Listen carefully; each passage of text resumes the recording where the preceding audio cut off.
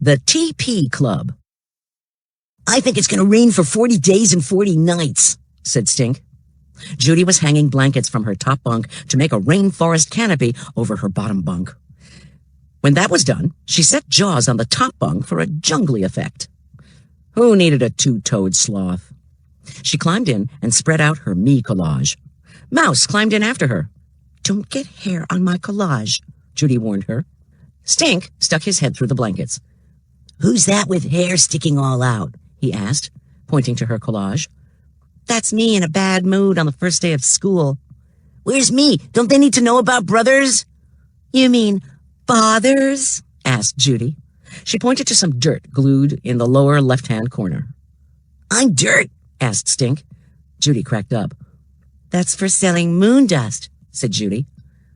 "What's that blob? Blood?" "Red. My favorite color." "Are those spider web Band-Aids?" Stink asked. "Where'd you get glitter glue? Can I come in there and glitter glue my bat wings?" Her little brother, the bat freak, was becoming a regular Frank Pearl. "There's no room, Stink. This is serious. I only have about 2 more weeks to finish." Judy cut out a picture of Hedda from the ad in her Luna Girls magazine and pasted it in the doctor corner, right next to her drawing of Elizabeth Blackwell, copied from an encyclopedia. She checked Mr. Todd's list of collage ideas. Clubs. I don't belong to any clubs, thought Judy. She'd have to skip that one. Hobbies. Collecting things was her favorite hobby, but she couldn't paste a scab or a Barbie head to the collage. She taped on the pizza table from her newest collection, the one Mr. Todd had given her. The worst thing that ever happened. She couldn't think of anything. Maybe the worst thing that ever happened to her hadn't happened yet. The funniest thing that ever happened. When I knocked real spooky on the wall of Stink's room one night and scared him, she thought. But how could she put that on a collage? Judy puzzled over her me collage until the rain finally stopped. She called Rocky. "Meet me at the manhole in 5, she told him. Rocky wore his boa constrictor shirt. Judy wore her boa constrictor shirt. "Same, same," said Judy and Rocky, slapping hands together twice in a high five, the way they always had when they did something exactly alike. Judy and Rocky stood on the manhole. "What do you think is under the street?" asked Rocky. "Oodles and oodles of worms," said Judy. "Let's collect some in the street and throw them down there," said Rocky. "Too ugly," said Judy. "We could look for rainbows and puddles," Rocky suggested. "Too hard," said Judy. "Listen," said Rocky. "I hear toads. We could catch toads." Rocky ran back home to get a bucket. When he came back, they cornered a toad and popped the bucket on top of it. "Gotcha!" Judy held it in her hand. "It feels soft and bumpy. It's kind of cool, but not slimy." All of a sudden, Judy felt something warm and wet in her hand. "Yuck!" she cried. "That toad peed on me." She tossed the toad back into the bucket. "It's probably just wet from the rain," Rocky said. "Oh yeah? Then you pick it up." Rocky picked up the toad. He held it in his hand. It felt soft and bumpy and cool, but not slimy all at once. Just then, Rocky felt something warm and wet in his hand. "Yuck!" Rocky cried. "Now that toad peed on me." He tossed the toad back into the bucket. "See what I mean?" said Judy. "I can't believe it happened to both of us the same." "Same, same," said Rocky. And they double high-fived. "Now it's like we're members of the same club. A secret club that only the two of us know about." "And now we have a club to put on our meat collages," said Judy. "What should we call it?" asked Rocky. "The Toad Pea Club." "Rare," said Rocky. "We could put TP Club on our collages. People would think it stands for the Toilet Paper Club." "Perfect," Judy said. "Hey, what are you two doing?" asked Stink, running down the sidewalk in 2 big boots. "Nothing," said Judy, wiping her hands down the sides of her pants.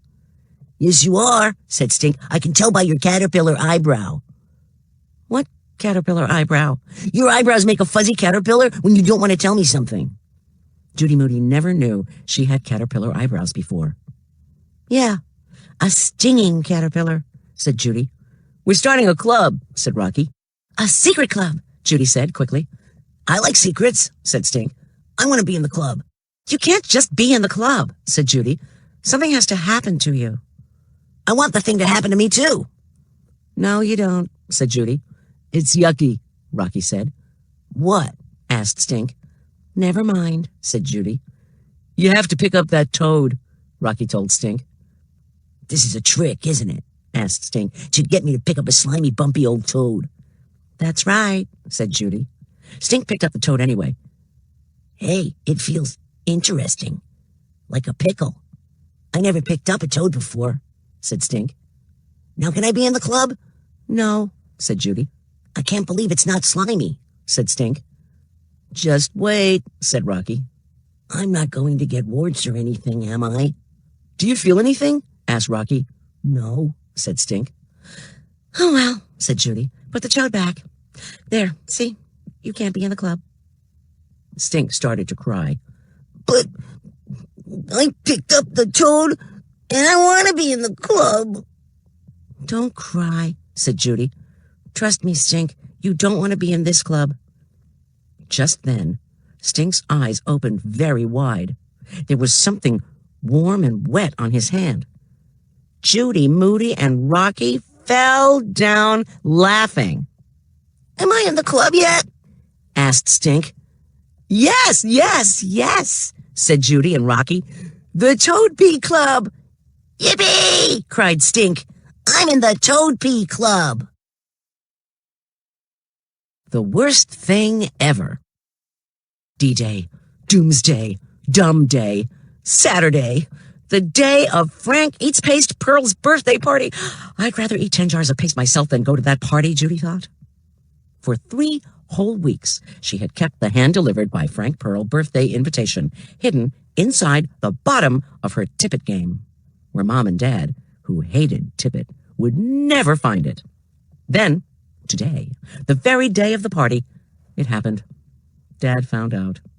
She, Judy Moody, just had to ask Dad to take her to Fern Fangs for some toad food.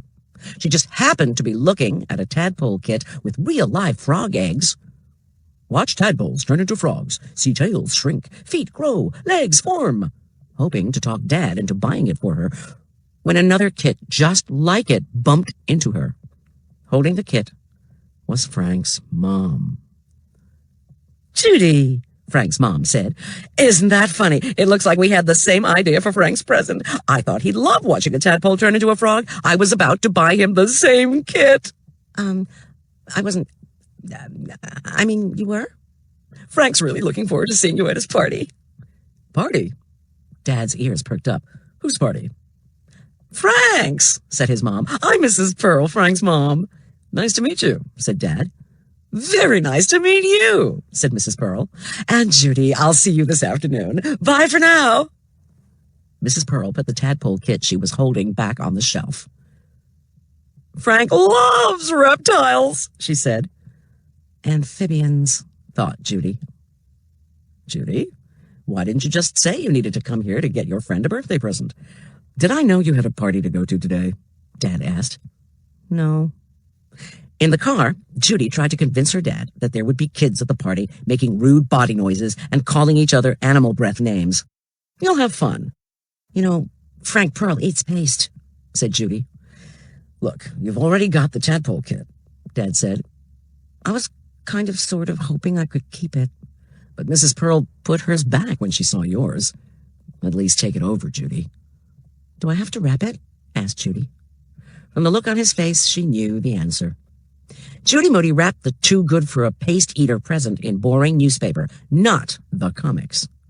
Even though the party started at 2 o'clock, she told Mom and Dad that the party didn't start until 4 o'clock, so she would only have to go for the last disgusting minutes. The whole family rode in the car to Frank Pearl's house. Even Toady went along, carried by Stink in a yogurt container. Judy held Frank's lumpy present and fell into a bad mood backseat slump. Why did Rocky have to go to his grandma's today of all days? She's crying, Stink reported to the front seat.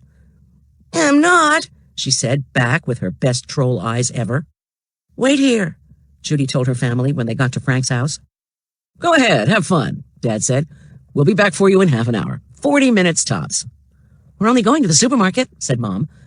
But they might as well have been going to New Zealand. Mrs. Pearl answered the door. Judy, we thought you'd changed your mind. Come on out back.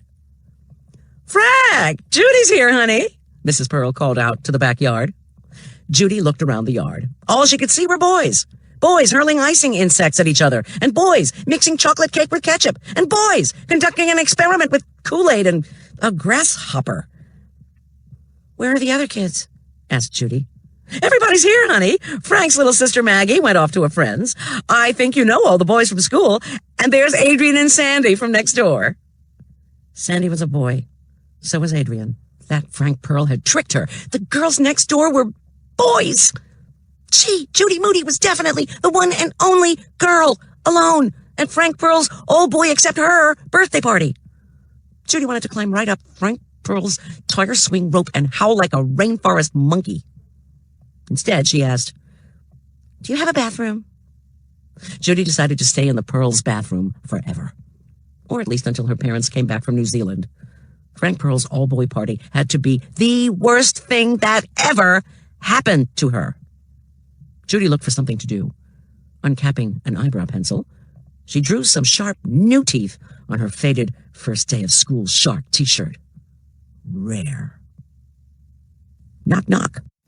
"Judy, are you in there?" Judy turned on the water in a hurry so Mrs. Pearl would think she was washing her hands. "Just a minute," she called. Water sprayed her all over, soaking her shirt. The sharp new shark teeth blurred and ran. Judy opened the door. Mrs. Pearl said, "Frank was about to open your present, but we couldn't find you." Back outside, Brad pointed at Judy's wet shirt. "You guys, it's a shark with black blood dripping from its mouth." "Cool. Whoa, how'd you do that?" "Talent," said Judy. "And water." "Water fight!" Brad took a glass of water and threw it on Adam. Mitchell threw one at Dylan. Frank poured one right over his own head and grinned. Mrs. Pearl whistled, which put a stop to the water battle. "Dylan, Brad, your parents are here. Don't forget your party favors." Mrs. Pearl gave a baby slinky to each kid as he went out the door. By the time she got to Judy, there were no more baby slinkies left. "I must have counted wrong," said Mrs. Pearl. "Or Brad took two," said Frank. "Here, Judy, I was going to buy these for party favors, but I couldn't find enough." Mrs. Pearl handed her a miniature rock and gem collection in a plastic see-through box, tiny amethyst and jade stones, even a crackly amber one. "Thank you, Mrs. Pearl," Judy said, and she meant it. "I love collecting stones and things. Once my brother thought he found a real moon rock." "Frank's a collector, too," said Mrs. Pearl. "All the boys are gone, Frank. Why don't you take Judy up to your room and show her while she waits for her parents?" "Come on. Last one up's a rotten banana," said Frank. He probably collects paste jars, Judy thought. He probably eats it for a midnight snack. Frank Pearl's shelves were lined with coffee cans and baby food jars.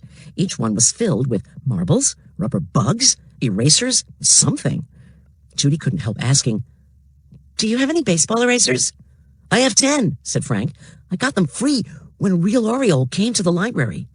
"Really? Me too," Judy smiled. She almost said, same, then caught herself just in time. "I'm taping one to my meat collage beside my favorite bug, a click beetle, for hobbies. You know, collecting things." "That's my hobby too," Judy told him. He also had 2 pencil sharpeners, a Liberty Bell, and a brain, and a teeny tiny flip book from Vicks.